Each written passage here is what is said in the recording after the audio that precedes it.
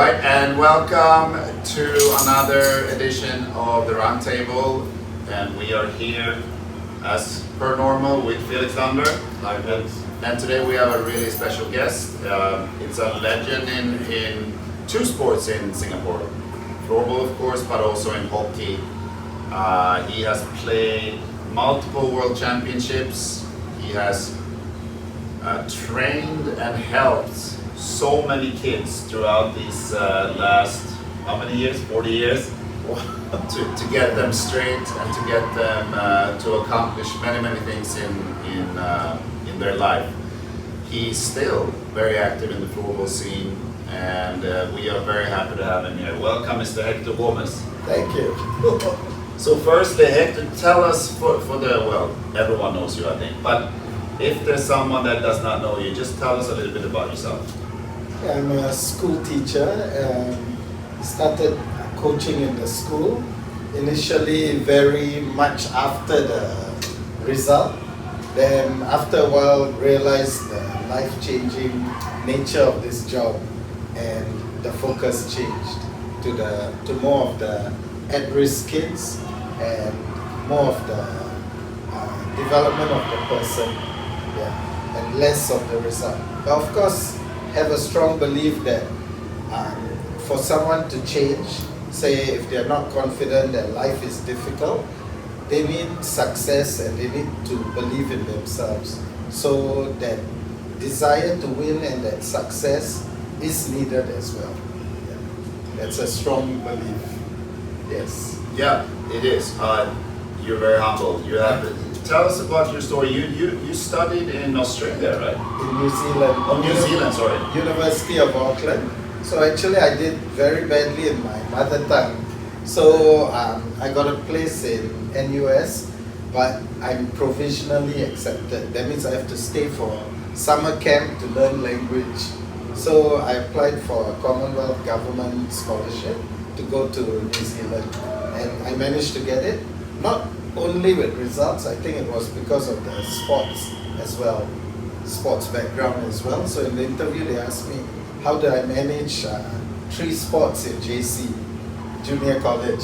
So that kind of thing. So they were more holistic in their choice of who can get their scholarship, the Commonwealth government. So I, in the end, ended up in University of Auckland, and I played a lot of sport there. The sport eco is really amazing. You can play at different levels. So football you can play C grade, social. Badminton you can play A grade. Then you can play everything at different levels. And what I like is the summer winter sports. So everyone basically at least 2 sports you play. So you don't totally play one. And then we fast forward. When did you discover floorball? Okay, I think in about 1994, Stefan came. So when he came, we met, and after that we started to go into schools. So we were in this committee together with Sunny, Pierre, and a few others. These 2 were the main drivers, and after that we brought it to the schools. We started off with, I think Stefan's idea was very unusual. He said, let's hit the decision makers. So who are the decision makers? University students. So university, polys, accounting firms. So that idea of not bottoms up, I think fast forwarded the whole start of floorball in Singapore. Yeah. You were also, of course, part of the first ever World Cup squad that went to Sweden. Tell us a little bit about that. So that preparation was at Fengshan CC outdoor court, and the size was maybe 20 meters by 30 or even less than that. It's a tile court. And when we went to the World Cup, it was like, wow, this is huge. And our preparation was far from perfect, and we actually held Finland to 3 goals or something like that in the first period. And after that, they just screamed us. But the first period, we were on fire. And the court size, I think our fitness wasn't good. So after that, it was, because we are a mixture of ice hockey players and hockey players, field hockey players. So floorball was just brand new. Yeah. And because I was part of that also, and I remember it still, how amazing it was. One interesting aspect of that was how you were treated almost like superstars. Yeah, you remember that? How there were fans and fans. all sorts. They were excited to see an Asian country, I think. Yeah, that was good. It was very exotic, Singapore. I think people didn't even barely knew where it was, and then they were playing floorball, and well, they did it nice to us. They put us in our first ever game against Finland. Yeah. So it's like, let's go right away. Yeah. But one thing amazing was, I remember Stefan managed to get an Ericsson bus. Yeah. I think, Ericsson, not Sony Ericsson. So it was Ericsson bus, and it's so nice with a Singapore and everything. Yeah. So that was really amazing. I remember said Ericsson welcomes Singapore or something. It's amazing. So this was '96, and that was when floorball just started. So it wasn't very few played it actually in Europe at that time too. And then the first World Cup. Yeah, the first ever World Cup. And then tell us a little bit. After that experience, what happened? How did you feel, and what happened in Singapore after that? Okay, after that, we started it quite a lot in the schools. So the schools, the polys, we did tournaments at Evans Road, and the participation rate started to boom already at that very early stage. So initially, actually, it started as street bandy. So street bandy was a 3-a-side small goalpost thing, and it changed to floorball. So then the bigger goalpost came in, and so I think the first association was the Street Bandy Association, and there were a few of them. Then it became the Singapore Floorball Association. I have a question about the street band. Where did they play the street band? On the streets in Singapore? Because in Sweden we play a lot of street. We saw so much space everywhere. Well, I can actually answer that because we did a promotional video, me and Stefan, and we called it Street Bandit. Because at that time we were thinking we have to do something cool to showcase that, how it's played. So it was outside. So we just did what you just said, Felix. We just filmed us playing Street Bandit in Sweden. We went to a production. A friend of ours had a key into one of the TV channel productions. So when they didn't know of it, we actually went in there and used their stuff to make this video that we thought was really cool. But yeah, we actually still have. You've seen it when we go through the street band to showcase how good it is. It's so old. It's so long ago. Yeah. But the first street bandy tournament, I think, second one was at Takashimaya, and that was amazing. Yeah. So Takashimaya is like in Orchard Road, our street where shopping centers are amazing, and it was that place that they laid out some flooring, and the tournament was held there, and that was really good. And I think the Prime Minister came or something. Yeah, he wasn't the Prime Minister. He wasn't there. But he was there. We have some photos of that. Yeah. And we had we flew in a few European superstars. We had Mark Wolf. Do you remember? Yeah, the goalkeeper. Swiss keeper. He's part of the Swiss Olympic Committee or something like that. Yeah. This is a long time ago. Yeah. It brings me back when I was young. And Singtel and the two main sponsors, Singtel and Fila. Big sponsors. Yeah, among other, Ericsson as well. Yeah. I remember Ericsson gave us our first phone. I think it was after the World Cup. After the World Cup, we got this phone as a gift. And it worked. I can't. I remember we were given a phone. Yeah. It's a very big. It's like the real old phone. Yeah, it is. And then, so one other reason is that since then, right, much has happened with floorball, of course, internationally, but also regionally, and even more specifically here locally in Singapore. From your perspective, if you, I know it will probably be a long story, but how is that? How has it been for you from your side? I think Singapore, the school started. So if you look at the clubs, the lower end clubs in the divisions are actually affiliated to schools. So we don't have a club system like in Sweden where your clubs have like, I can't even imagine, 20 teams or something like that. Ours is actually grounds up school teams. School teams go for exposure, they graduate, they carry on with the club. I think that's here to stay. But the cream of the players tend to go to a few bigger clubs. And they actually, while they're in school, they might be in those big academies. So it's a different system. But I think the number of schools in primary and secondary playing is over 90%. So in Singapore, everyone knows floorball, and you see people on the street, all the time holding the sticks. It's really exploded, and I mean it's in SEA Games as well. Yeah. In Singapore, the Southeast Asian Games are very important to the organizers, to the government, and yeah. So where do I see it? I think we've got to improve a bit on our talent identification maybe. So like the trials, my personal opinion is trials cannot be one-time trials. They need to be, we need people in the stands watching games, school games, club games, and from there we get our national squads, not from trials.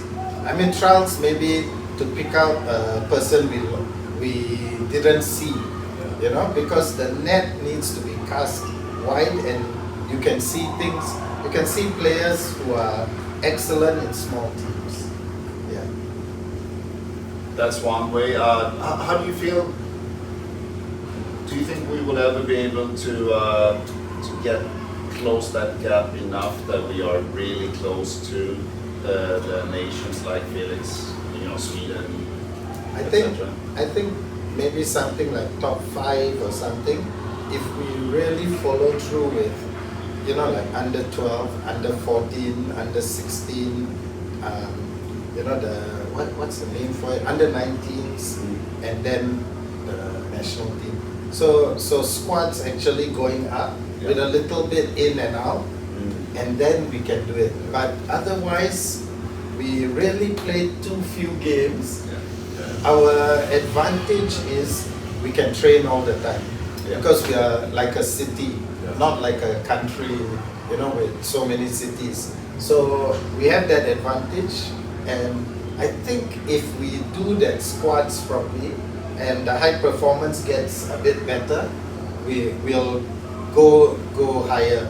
But top 2, top 3 it's about a culture. So I think in Sweden, the icons are floorballers as well, among your footballers and maybe floorballers and ice hockey players.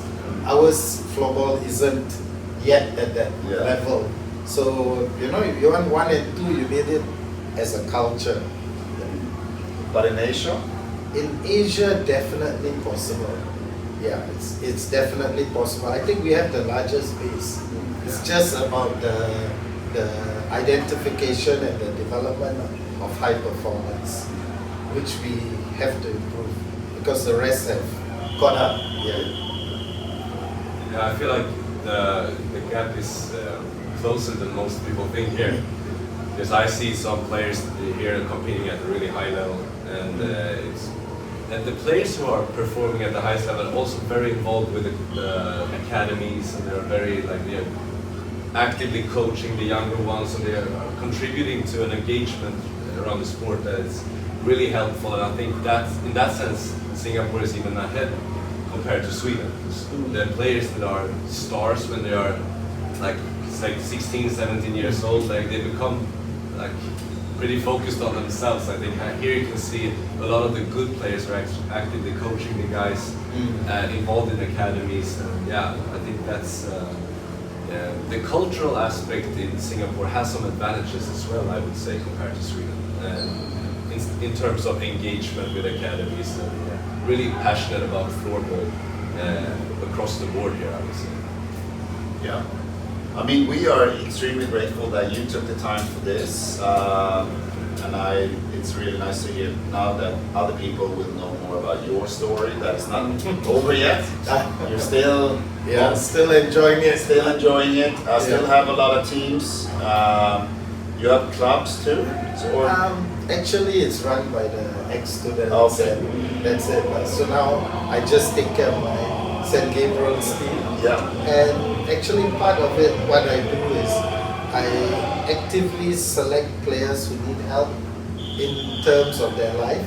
So they have certain challenges. So from actually primary one, I put them on. So I have these morning sessions which start at 6:45 to 7:50. So the extremely young ones have it twice a week. The rest of the players can come in every day at 6:45 to 7:15 before school and play. So the ones and twos, the very young ones, they have some drills, they have some things to do. And I think there's an under-8 tournament, so I'll be sending them for that. They don't really play game. Yeah. So this will be like an eye-opener. They're very, okay, at this early stage, I leave it to be very individualistic. Yeah. So I want them to spin, I want them to do all sorts of things and discover. So there's no like a demonstration, you know, okay, when you spin, keep the blade close, this, that, let them do it first. Then they see someone successful, they might follow and they might develop their own style. So I rather the P1, the very young ones, develop their own style because they might innovate something. They might come up with a totally different move. So I've had one player a few years ago whose style was whatever the opponent does, he tips it. Yeah. So he can run at full speed. So he doesn't protect the ball, but he's got so much pace that he can actually just tip it. Stick comes forward, tip, tip, tip. So do you correct him to protect the ball? So that there lies the question. Maybe international time or what? The coaches might change that because it no longer works. But initially, sometimes they have these things. Yeah. I think it's super important, your point, that you should teach kids to solve problems they face on the court, but you shouldn't tell them exactly how to do it, because everyone has different solutions, and the players will figure out the solutions that fit them the best. Like if you're really good at chipping the ball, you play a style of game that's really more, you play more protective of the ball. Like you should solve the problem, and they should figure out themselves how to do it. Yeah, that's always try to make them play the game as they see it, not just put your perspective on it. It's super important for development. Yeah. So next year we are looking at using data. So we're going to use this software. It's not Huddle. Huddle is, I think, the biggest. So it's a smaller company, so we can afford it. So we'll be videoing and they get feedback and they can watch themselves. So that's even better. So next year our school will get this software. It's used by one of the secondary schools. Raffles uses it. So yeah, one of my parents' father coaches at Raffles. So now I have this opportunity to work with them to learn about it as well. Sounds great. And that gives us another reason to have another interview with you next year. For sure, talk about this even more and see if we can push it. But for that, we really thank you for the time. One of the great teachers and educators of Singapore. There are many, but they should be highlighted as we are doing today. Thank you so much, Mr. Gomez. Thank you for that. Inspiring Thank you. work. Yes. And that's a wrap for this episode of Roundtable.